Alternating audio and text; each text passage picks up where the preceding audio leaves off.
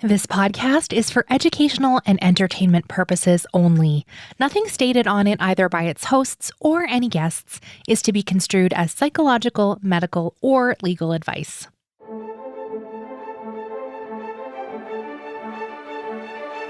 You are listening to Adoptees On, the podcast where adoptees discuss the adoption experience.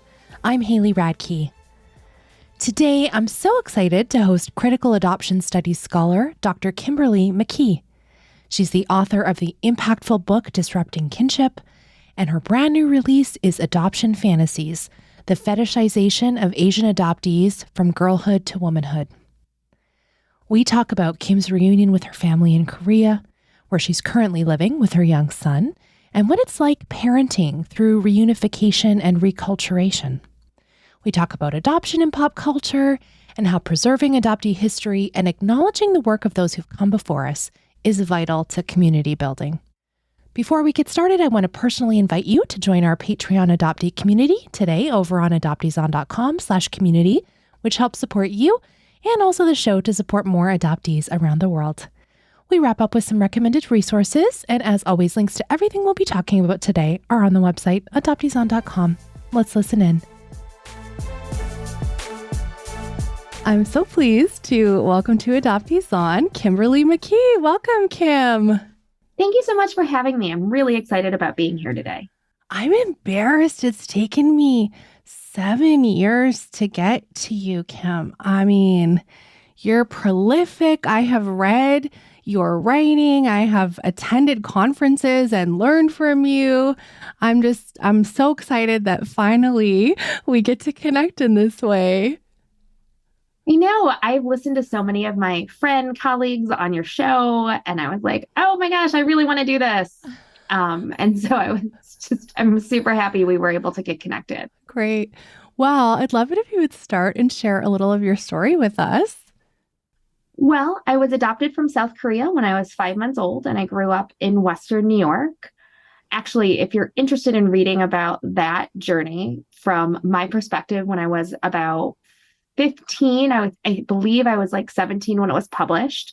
I have an essay in the volume Yellow Girls, the edited collection. And so Yellow Girls was edited by Vicky Naum, and it came out in 2001. So it just celebrated its 20-year history. And in that, I spend about 2.5 pages reflecting on what it was like for me growing up in a primarily white community.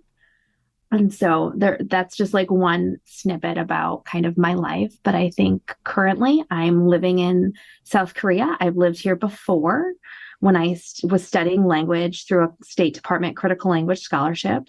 Currently, I'm a U.S. Fulbright Scholar at Sogang University for academic year 2023-2024. And what's been a privilege for me this time as I'm making Seoul my home is that my young son is with me and he's a toddler. And so I'm thinking about parenting in different kinds of ways now that we're in Korea. And one of the things I've spent a long time thinking about is how he is so articulate at telling me about his own adjustment being here. And I honestly, I've probably said this somewhere else too, it takes my breath away thinking about that in relation to international adoption. I've read so many adoptees talking about how they would call out saying they want to go back and they want to go home and they were speaking Korean and everything else. And I think about my son who's here with me and he knows he's safe and he knows he's loved and we speak English at home and all of those things, right? And what that must have felt like for so many international adoptees. And so it gives me pause. And I wonder if it gave anybody else pause who were adopting at that time. And here, at that time, I'm thinking about folks who came over in the 1980s, like myself, or earlier. And I can't help but it makes you think, right? Yeah, I think for any of us who have children, there's this very different thing for their legacy that we're trying to create. And now you as a Korean adoptee, you get to go to a country and it's like this very physical thing. Like I'm literally changing locations and languages. And so there's an embodiment that is unusual and so amazing. Like it forces you to think about it. And it's so deeply layered. And I think that's something I don't want to say people forget, but it's not just like, oh, we're picking up and I'm spending a year in some other country that's not the United States where we were living. This is a country that has so much meaning for so many of other adoptees from Korea, including myself. And so thinking about what navigating life is like, I'm not fluent in Korean. You know, I've studied Korean language, but like so many adoptees, I know that unless I have dedicated time where I can do full immersion, my ability for language acquisition isn't going to be the same. And so, you know, thinking about what that means too for us. And so this is an incredible opportunity and I'm really excited to be here. But it also makes me think so much about adoption and return and what that means for so many of us, especially for those adoptees who maybe don't want to return, can't return. And so being able to do so, like I said before, is such a privilege.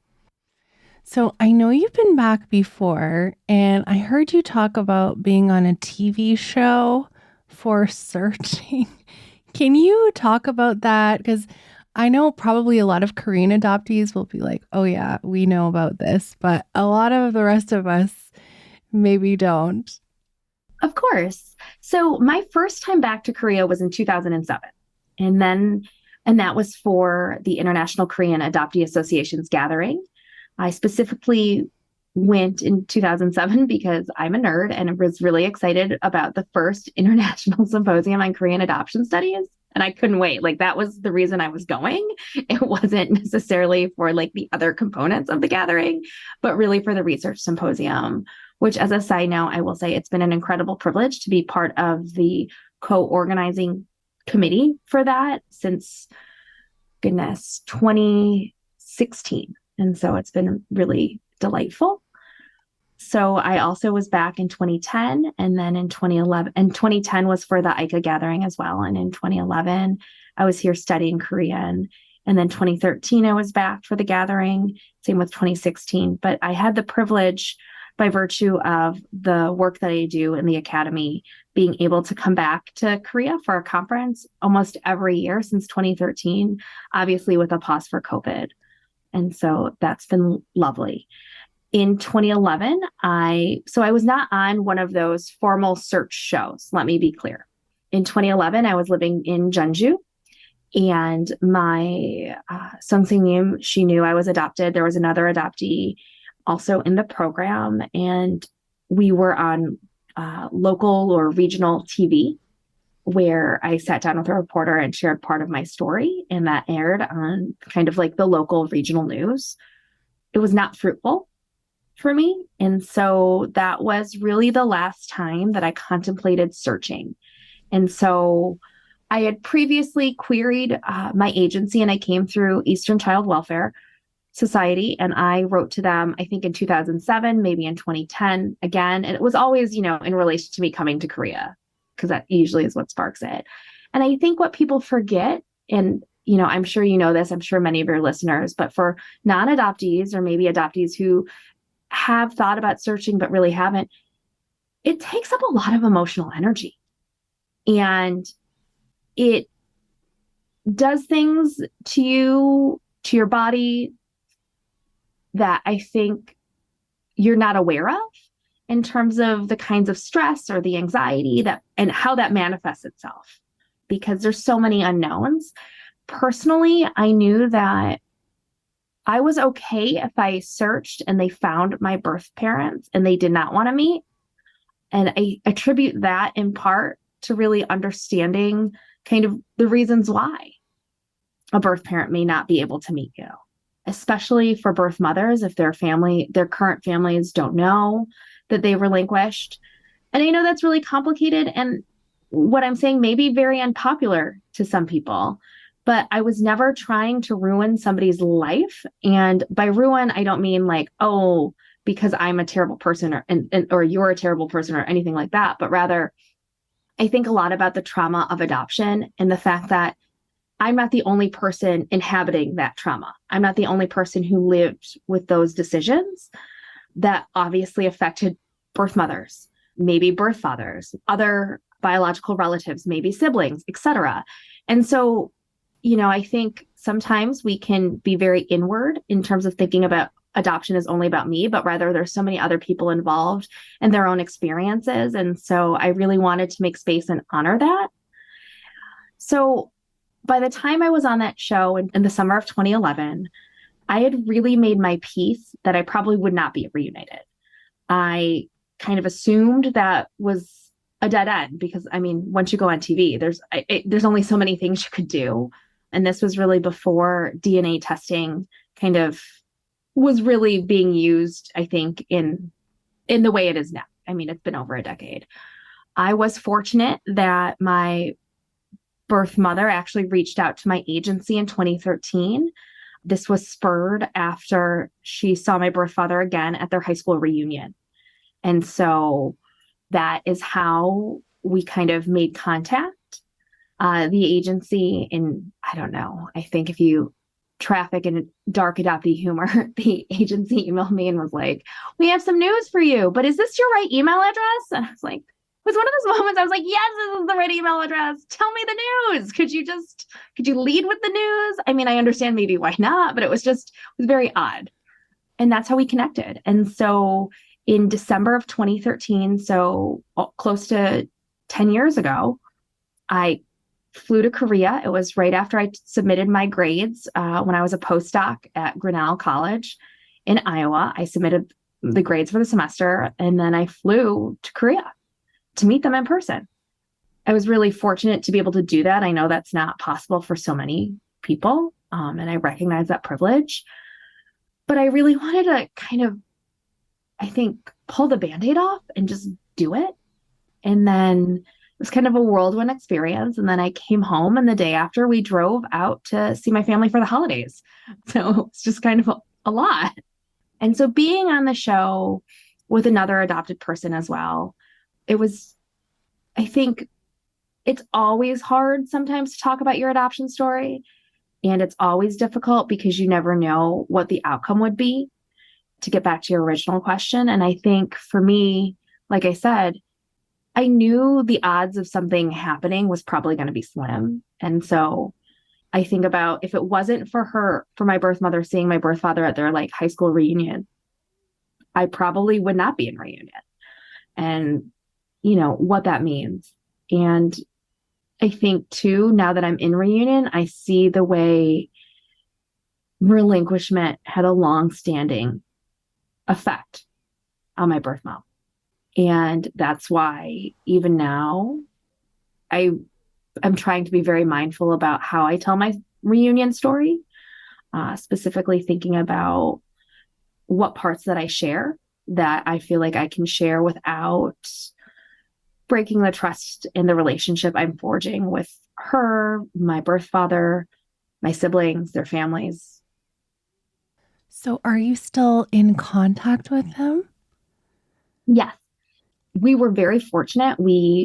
My son and I spent Chuseok, which is colloquially known as Korean Thanksgiving, with my Oma and my younger siblings. And so it was a privilege and incredible and strange, not like in a bad way or strange and it was just different because I think I'd read this is where I sound like, an academic or somebody who studies adoption.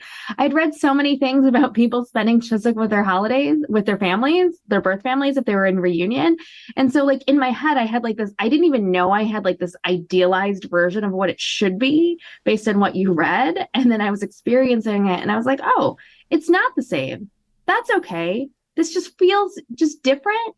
And that's when I was like, oh, because I went in with all these preconceived notions and assumptions about what this should be like based on reading about other people. And we know that's not how life is. And so I had to really step out of that situation and reflect on that because that's not fair. Are you able to be present in a moment like that? Are you looking at your child and being like, you're getting this experience that I might have had at your age if I hadn't been adopted. I mean, that's like, whoa. Yes and no. I think at times, as he starts to speak more Korean, and it's the intonation of some of the words when he calls me Oma, and it's a particular kind of pitch. And my husband and I, my husband's also adopted, we're talking about how that it warms our souls inside, right? Like it makes us feel good in a ways that I don't think either one of us imagined. And my husband was adopted when he was older, so he remembers living in Korea. And so I think us having this opportunity and watching our son, it's kind of crazy and awesome. And yeah, it's just, I wish everybody who was transnationally adopted or just adopted in general could be able to kind of have those moments. I saw on Instagram, because I'm on Instagram a lot, people talk about those, I think, as glimmers, right? Those like really warm and fuzzy moments. I was scrolling, so I cannot attribute that to anybody. But anyways, it was one of those moments where I was like, oh, it is exciting to see. But I think it's exciting for anybody who may identify as an immigrant or who has experienced displacement. So I don't think it's just unique to adoptees. I think being able to sort of see somebody having opportunities that you wish you had when you were a child, it's amazing. That is like such a neat experience. I'm so, as you were sharing it, I was like, oh my gosh, I'm so happy for you. There's something about those moments that has to be healing for us somewhere deep down in there. I don't know if you think that way, but I don't know. It's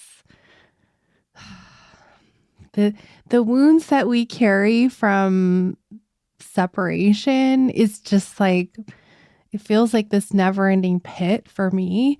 So anything I can do to like fill in a little bit at a time, just important. I think for me, I've always been cautious of discussing or labeling adoptees as melancholic.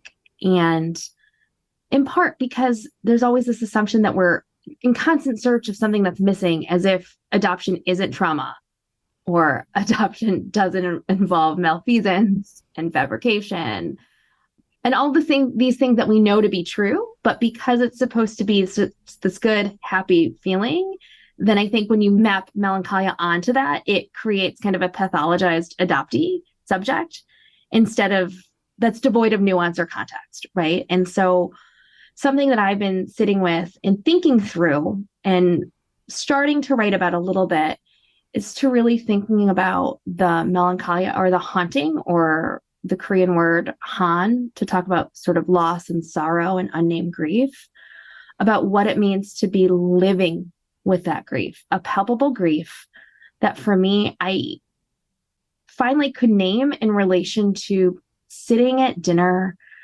This was about a month ago with my appa, with my Korean father and my son and myself. And my appa really doesn't speak English. My Korean, I mean, I can order food, I can get directions, but I can't, you know what I can't do? I can't have that sustained, deep conversation. And so for me, it's recognizing those losses and mourning, even though I am in reunion, because there is a grief there and it's palpable and you can feel it on both sides. And, I'll say, "Kinchanayo," like, it's okay.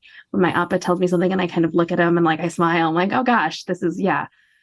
And, we rely on either siblings to translate kind of thing, or we use translation like apps like Papago or Google Translate because they have conversation features and stuff.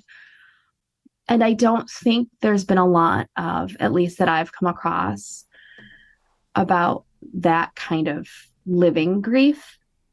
And this is in part too, I think, because there's so few of us in reunion.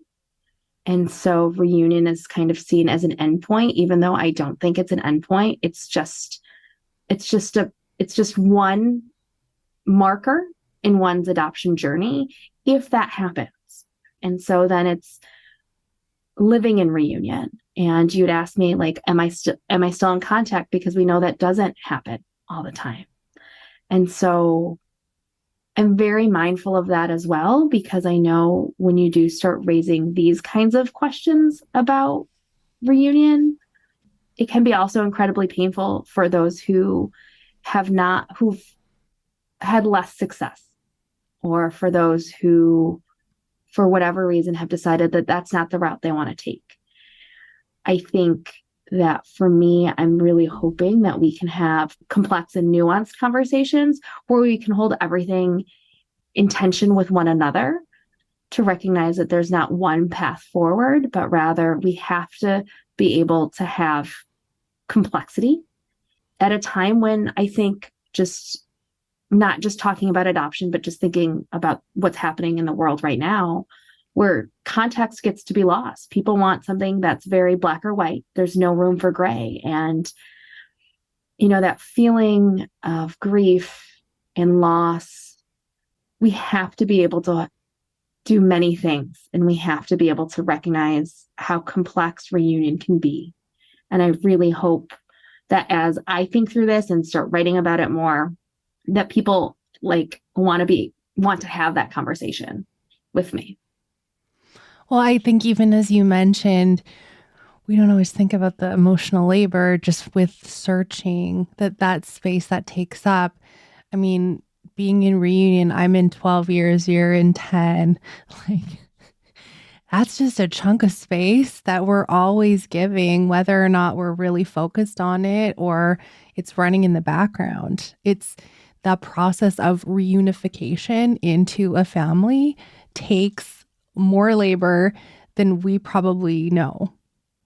So I know you'll ask me at the end of your show, but I just real quick wanted to mention, because we're talking about reunion, Sarah Duncan Morgan has a book coming out called In Reunion, and she's looking at Korean transnational adoptees. And I was privileged enough to read an early copy of it, and it's a wonderful book. But she discusses that labor and she names that labor. And it's really incredible and moving, because it's something that so often I think those of us who are in reunion can acknowledge, but it's having these kinds of conversations like the two of us are having right now, we don't necessarily hear from, unless it's kind of not necessarily like whispered in like real corners, but like where we're talking to each other inside conversations, or we're DMing one another, but it's not necessarily shared openly.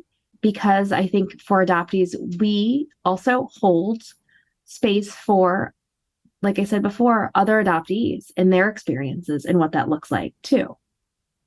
Absolutely. Definitely. I want to shift and talk about your work, because you are a critical adoption scholar.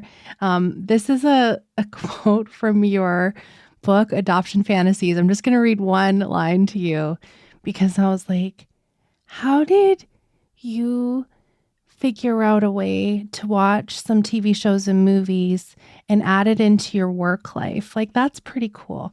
So I figured that out too, by the way.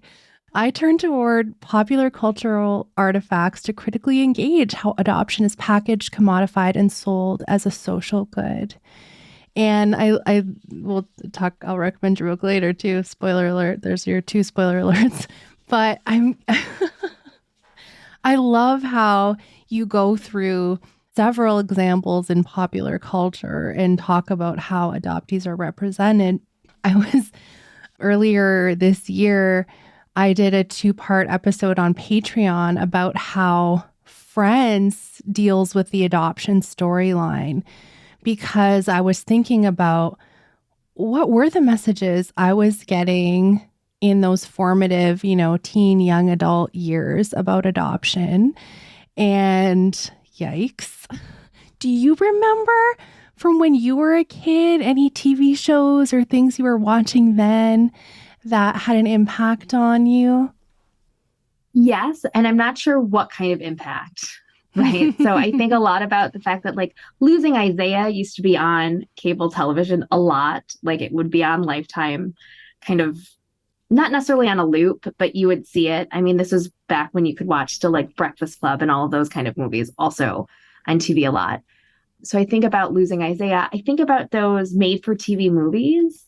So do you remember like Switched at Birth, about the, oh gosh, maybe I butchered the title too of the movie, where these families took home the wrong infant. So it's not necessarily adoption, but like the idea of being raised or separated at birth or something like that, right? Mm-hmm. Being raised by different families. I think a lot about, it was a book and then it was turned into a movie, The Face on the Milk Carton. So again, it's a lot about like stolen children. I remember that book series. I read it so much. I was obsessed with it. There was 3 books. And I think in the second book, she goes back to live with her original family and how disruptive this is. Oh, wow. You really got something in I've got a whole section of my brain lit up. But I think about those moments because I think for me, at least, there was this, I don't want to say obsession, but there was this interest about what that looked like and what that felt like in society at that time. Right. And, I know you've had Shannon Gibney on, right? So like Shannon's memoir, The Girl I Am, I Was and Never Will Be, right, gets to some of that. That's similar, but obviously different because it's adoption themed. And then I think too about other representations, in Adoption Fantasies, I discuss Woody Allen, Mia Farrow, and Soon-Yi Previn. And I think about kind of what I knew growing up and then what I've learned, obviously, working on the book to think about Soon-Yi. For me, in terms of where else there was adoption, it would oftentimes appear oddly in shows, right? It was always strange in TV, but a lot of times it was always packaged as, we adopted you for a better life. Shouldn't you be happy? Yay. Or, oh gosh, it was like Macaulay Culkin and Elijah Wood in that horror movie, like The Good Son or something, where like Macaulay Culkin was like adopted. I don't look at horror film because I will freely admit, horror films freak me out. I'll watch them, but like they're not my jam, right? Like I'll watch them for you. That's my fave. I can't do it. I need all the lights on and I'm gonna still jump. I'll cover my eyes. Anyways, so it's either there's this positive experience or, oh gosh, this adoptee is so damaged. Look at how incredibly messed up they are. Look how, it's pathological. And so, I remember those kinds of things, but a lot of the time it was about, when I think about pop culture, it was more about how other people understood Asian Americans and Asian people, and thinking about the racism that I experienced, some of which I share in the book as well. And so that's what I spend a lot of time thinking about. Going back to Woody Allen, I think another thing we don't really spend a lot of time talking about, but I think we should be highlighting more, is I think adoptees are at higher risk of sexual violence and incest from either their immediate adoptive families or their extended family because you're not biologically related. Do you have thoughts on that? Oh, goodness.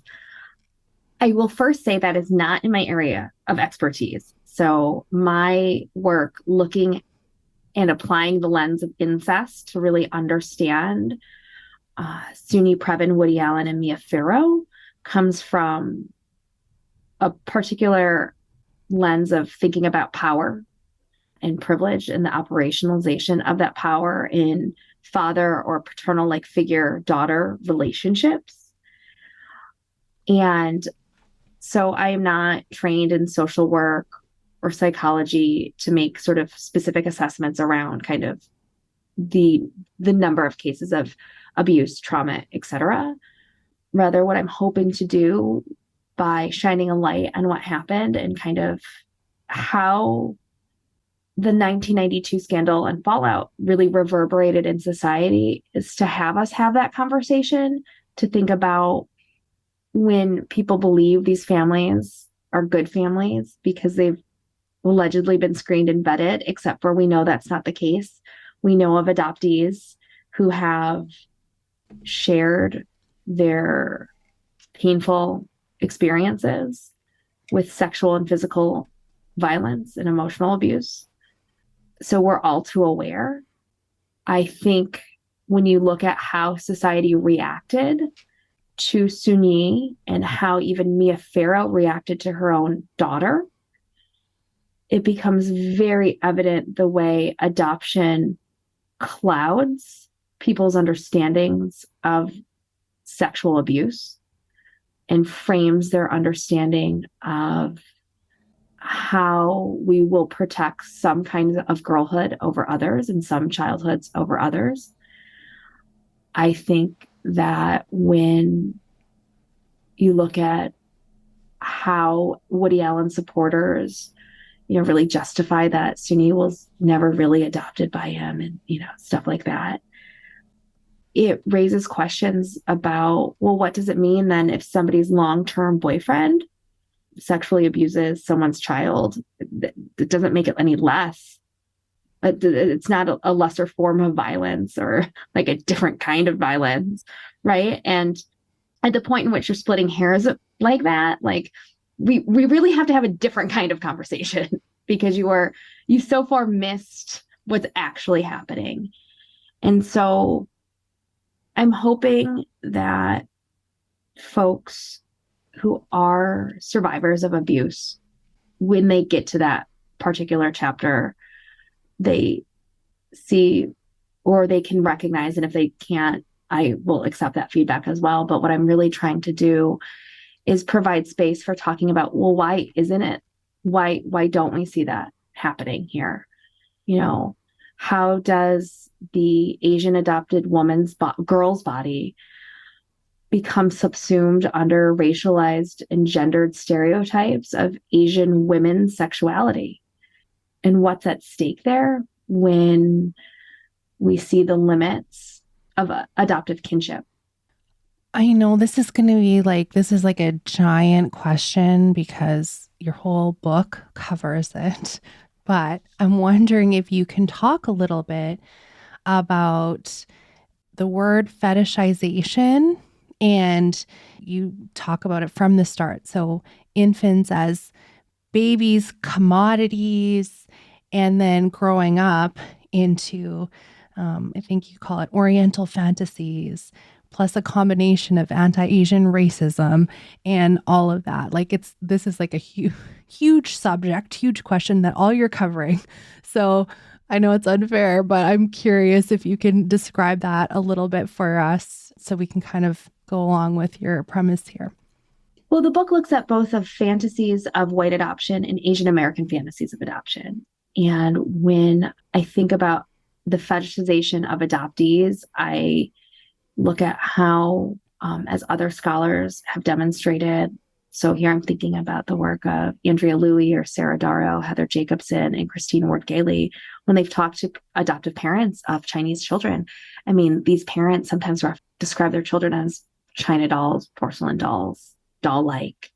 You see that in the work of Sujin Pate and Susie Wu when they describe the earliest Korean War orphans and how they were the girls and how specifically Sujin Pate's work and transformed into adoptable commodities and how the labor of these young girls was used to support morale of military troops in South Korea.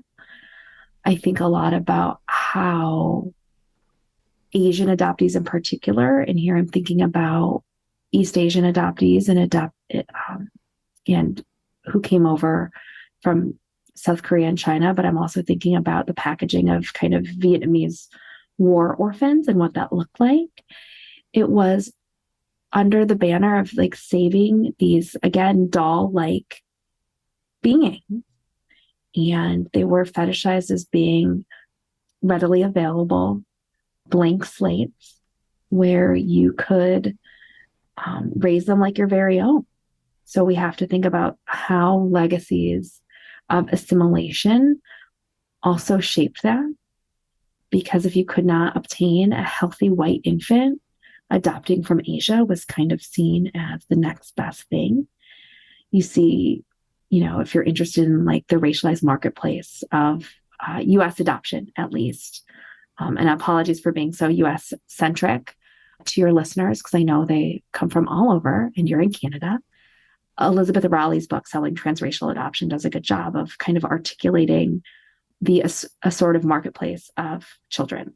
And so when we think about fetishization, though, in adulthood, I'm very much aware of how gender notions of Asian womanhood have penetrated and circulated the US public imaginary, as well as the global Western imaginary for some time. So thinking about how other scholars have also said this too, right? So when we think about some of the earliest anti-Asian exclusion laws in the US, it really does position Asian women, specifically Chinese women, along the lines of sex work and what that looks like out of fears of Asian women as sex workers. We see this with legacies of US militarism and militarism abroad. And so you have those fantasies coupled with a lack of understanding of what that means to be Asian American in the US, Canada as well, to really get that we are full people, right? We're autonomous subjects like everybody else who, negotiate the world. But when, there's assumptions about you being passive, submissive, sexually available, easy to please, and see how long-standing these stereotypes have been, and then recognize the fact that so many white adoptive parents, if they knew of these assumptions, didn't want to recognize them and recognize how those fantasies and fetishes map onto our bodies and how they actually may be complicit in some of those things as well. So I think I answered your question. I may have meandered a little bit, but. No, I think that was great. It's hard to touch on all the things when you're like, well, I wrote a whole book to answer that. One thing I really appreciate, this is a little bit of an aside, but you're so good at pointing us back to where ideas originate from and who said, so-and-so said this. And I know some academics do this, but not all. And I've never observed anyone do it in as generous a way as you do. Why is that so important to you? Well, I'm indebted, I think, a lot to Black feminism and thinking about the citational practices of Black feminists. But just thinking about how citing matters, citations matter. Recognizing that you didn't just invent sliced bread is hugely important. And it's not about necessarily being humble, but it's recognizing those genealogies. And so being able to trace a conversation and to understand how a field developed.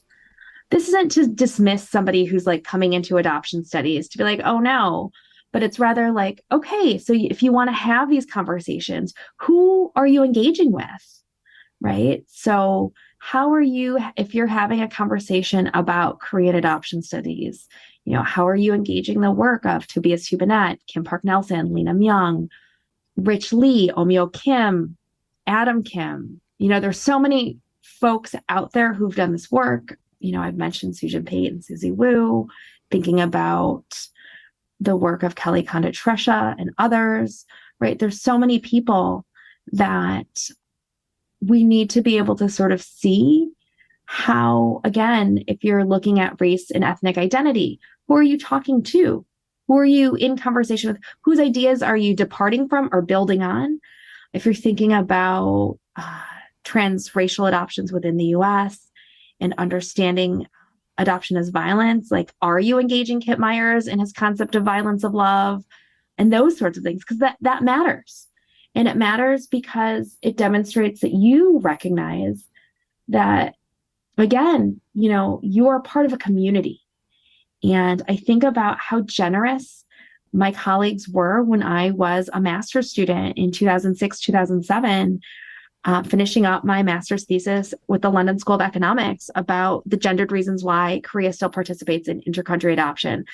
So, I remember reaching out to to them and them making time to talk with me. So Kathleen Berquist, Kim Park Nelson, Alina Kim, Tobias, meeting Lena Myung and Jennifer Kwan Dobbs, thinking about how these folks really brought me into a community where I am now situated and what that looks like, and thinking about friendships that have developed over time with these scholars, some adopted, some non-adopted, doing the work.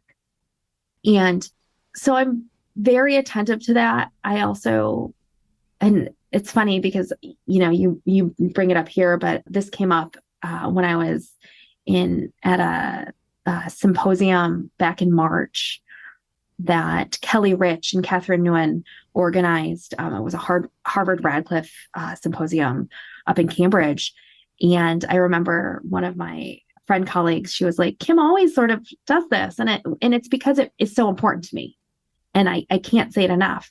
Being able to say who or where you're getting ideas from and attributing them, it matters. We don't want to engage in that kind of, I just don't want to engage in bad scholarly practice. Like, this is something I really encourage because it matters.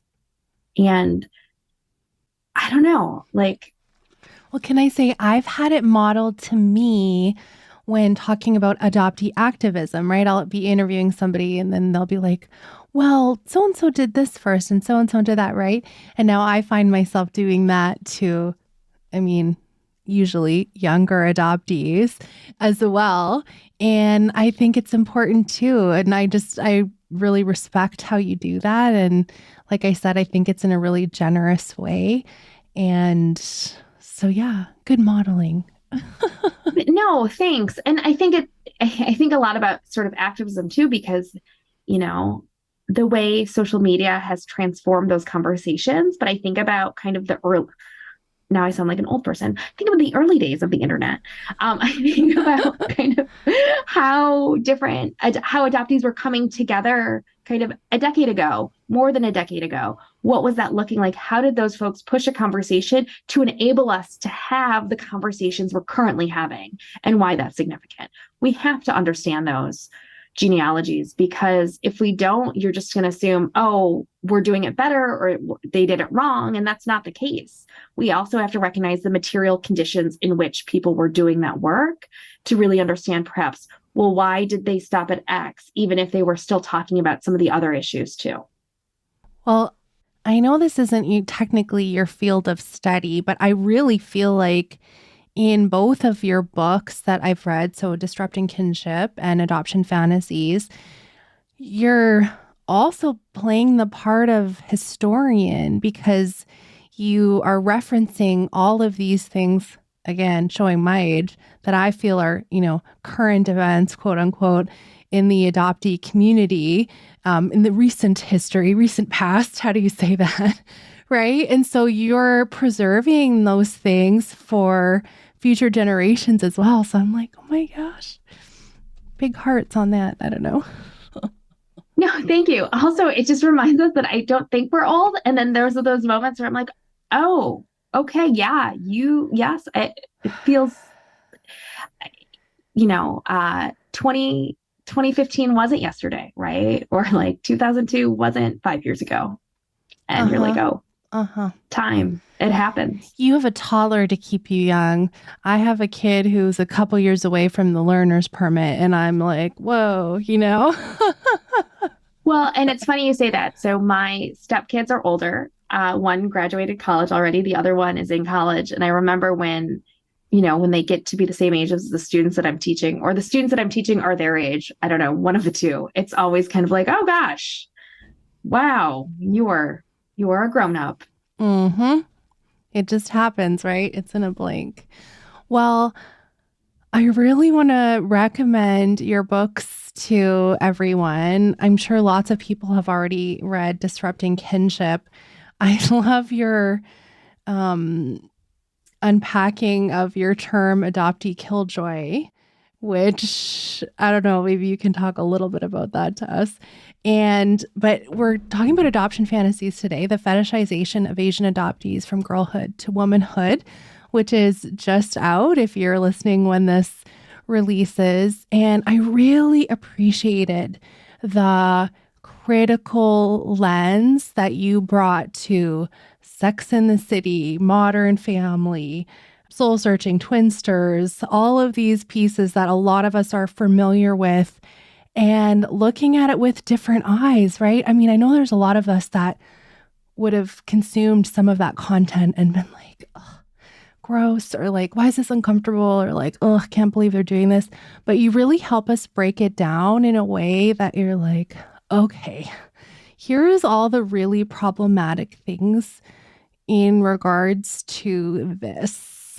And this is what the public is consuming and has the warm fuzzies around. This is their glimmers, is like, oh, let's watch Modern Family together, you know? And when we see all these adoptee tropes just being overused and we're complaining about it, you really break it down for us. And then, of course, the added lens of the Asian American racism that is going on. And I need to be more informed about that as a white woman. And I was, you really unpacked a lot of those things for me as well. I really hope people read it. I know you're an academic writer, but it's very accessible. And I think it helps us build skills in our conversations with people when we're talking about how problematic adoption is. Okay, that was a big mouthful. Any comments on that? And plus adoptee killjoy, please. Tell us what that is. So the term adoptee killjoy actually originates from Sarah Ahmed's use of the term feminist killjoy.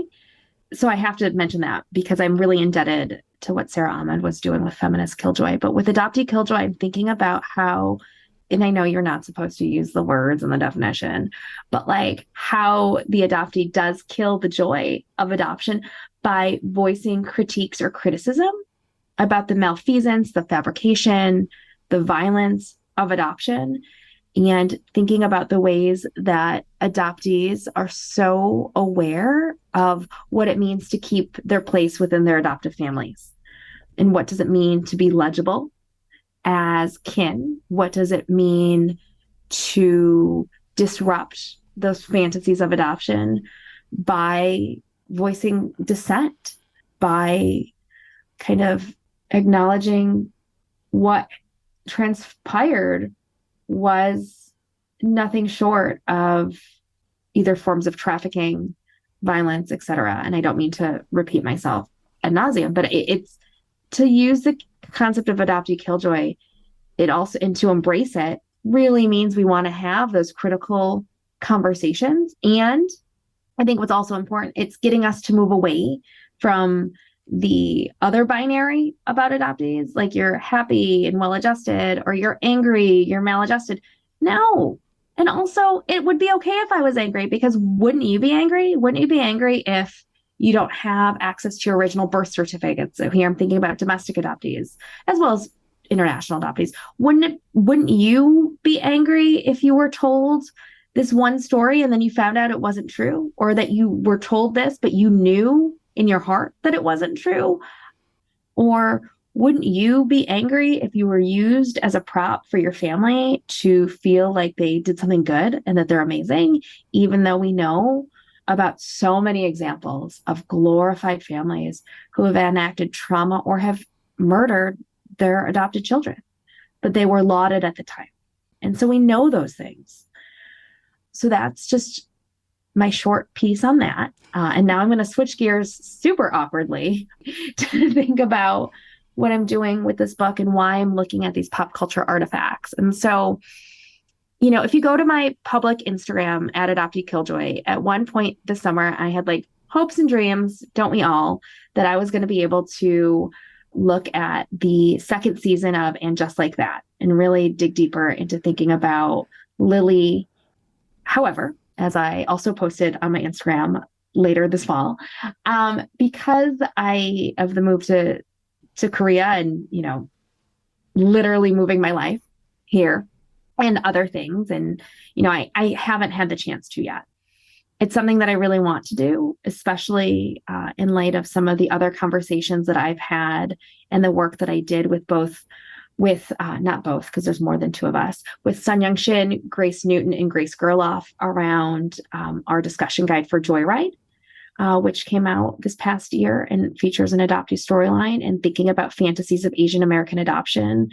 And what does that mean when adoptees are not at the table, or when our stories are used as vehicles for larger narratives without really thinking about some of the deeper ramifications and impact.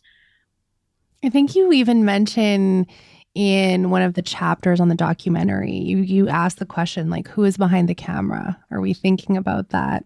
Yeah, it's important, because who's telling those stories matters. And so other things that aren't necessarily in this book, but I'm working on. So I have a piece in a book edited by Jennifer Ho that should be out hopefully next year.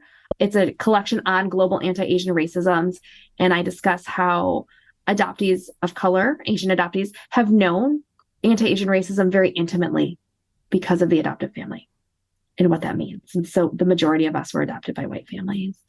And in that piece, I actually discuss what does it mean when you also look at documentaries featuring young people and youth. And so I do reflect on my own personal essay in Yellow Girls that I mentioned at the beginning of this episode.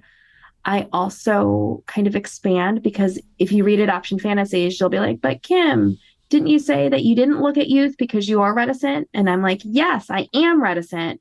And it took some time as I was digging through and thinking about looking at youth and documentaries about what I was doing and why, which is why I turned my own critical gaze on myself and what I wrote. Because what does it mean when you take a snapshot of a young person's life and then you just leave it up? And I think that's something we need to be thinking about, especially given the ways that adoptive parents have monetized their children, or any parent, right? Thinking about sort of momfluencers and like dads on TikTok, all of that kind of stuff. So there's that piece. Yeah. Or Brave Love using the young birth mom who is not processed her grief yet as poster child for giving away your baby. Yeah. So like we need to have that conversation and really think critically. The other thing that I've been spending a lot of time thinking of too, when it comes to popular culture, I know a lot of folks have been very reticent about talking about the show This Is Us and thinking about Randall Pearson, and so many adoptees never watched the show. So the NBC series that has since gone off the air. But I submitted an essay for an edited collection thinking about racialized childhoods, and spent time with the season that This Is Us. And now I'm forgetting the season because I'm a human. But it was the season that the show dealt with COVID and Black Lives Matter and kind of the post George Floyd uprisings in the US, and thinking about Randall's character and character development. And I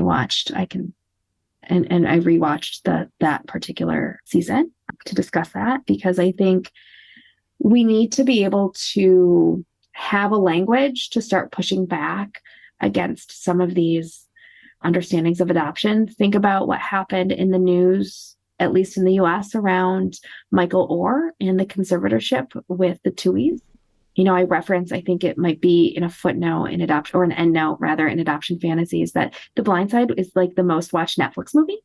And I remember hearing it. I was like finishing up doing either like copy edits or page proofs on the manuscript. And I heard that and I was like, holy moly, that says a lot about how adoption is understood.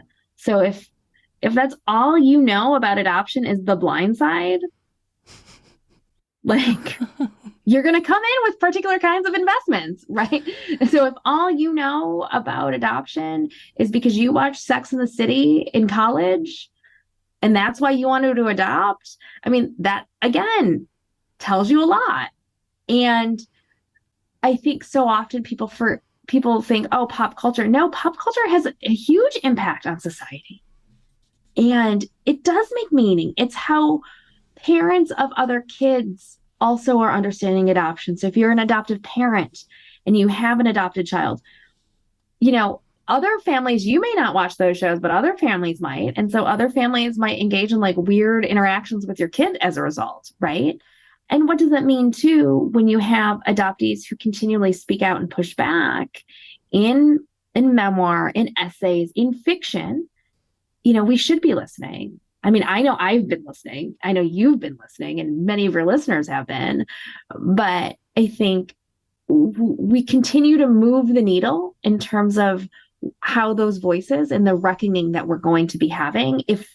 And I think we're having that reckoning. I think you could see that when the Lost Daughters, so here I'm thinking of like the writing collective spearheaded by Amanda Transfer-Wilson, and then Rosita Gonzalez also helped sort of push this term forward too, is to flip the script, right? And so that was a decade ago. And so what happens when you have that moment and thinking about how that hashtag really changed conversations and considering what we're doing now? And again, it is that genealogy. It is recognizing that we are continually moving that needle. And while it may not be fast enough for everybody, we're having conversations about abolition and adoption abolition. You're seeing how that is in conversation with around the family policing system and the upend movement in the US to talk about foster care and the violence associated with that.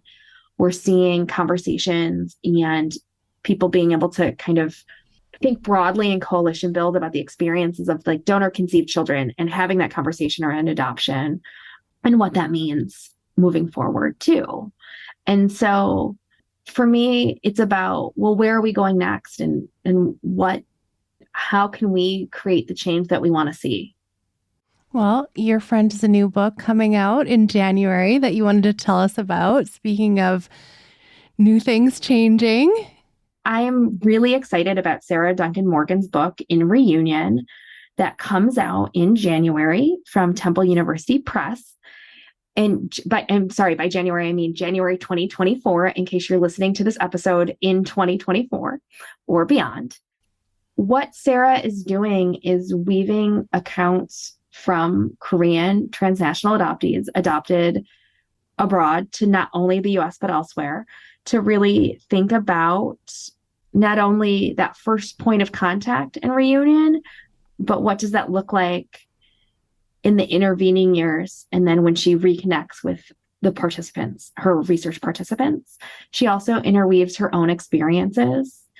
She, like I said earlier, gives voice and is able to name the labor associated with managing not only your affect, but also the experiences of others. And so here I'm not just thinking about adoptive parents and adoptive families, but also thinking about what that looks like in terms of labor with your birth families.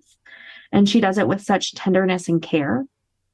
I love her book, and I can't say more about it. I think everybody needs to read it, not just if you're Korean adopted, not just if you're reunion.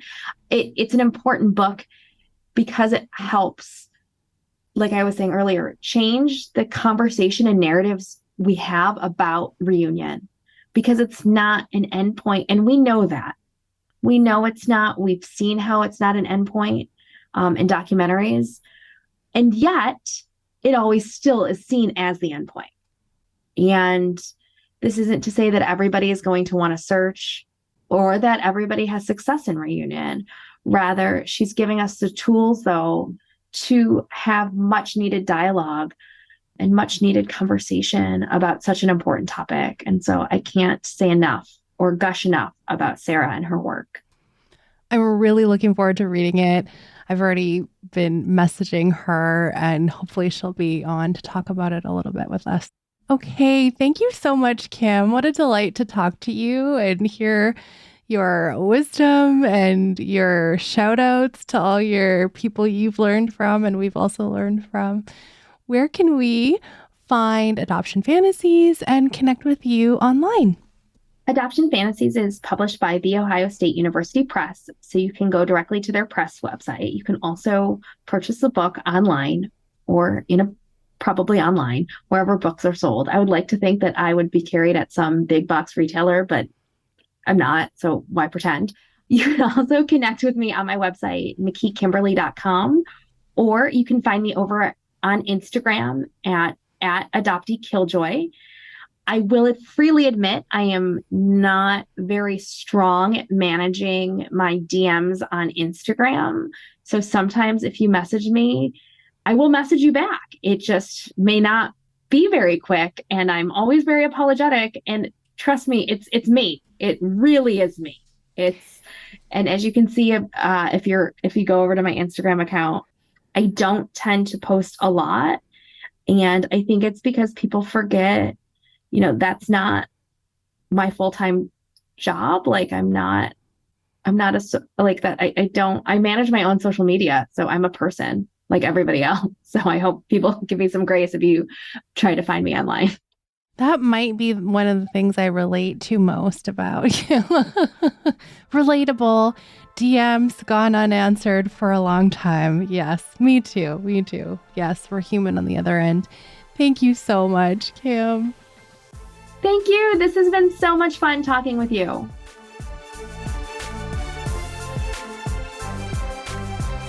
I am so thankful for Kim and the other critical adoption scholars who share their wisdom and knowledge with us on the show.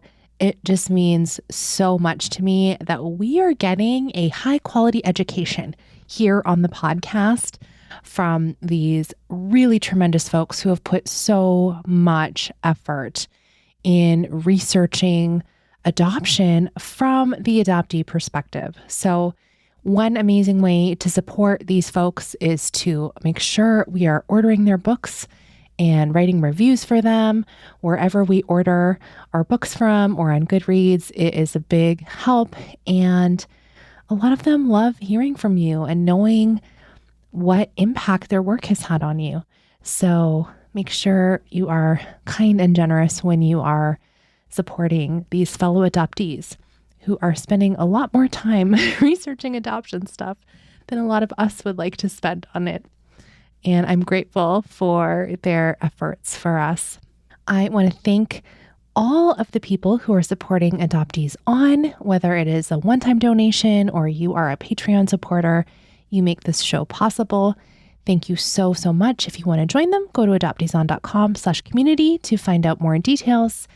And we have book clubs going on. We have Adoptees Off Script parties going on where you can make a new adoptee friend. We have our monthly Ask an Adoptee Therapist events. And there's so many good things going on over there. I hope that you'll join us. Thank you so much for listening. Let's talk again next Friday.